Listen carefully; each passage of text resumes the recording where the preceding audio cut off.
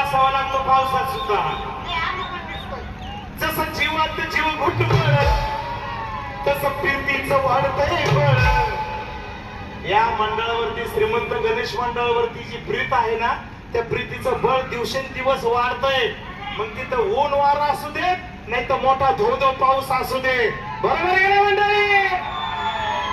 एकदा मंडळासाठी जोरदार टाळ्या झाल्या पाहिजे तुमच्याकडून. फक्त छत्र्या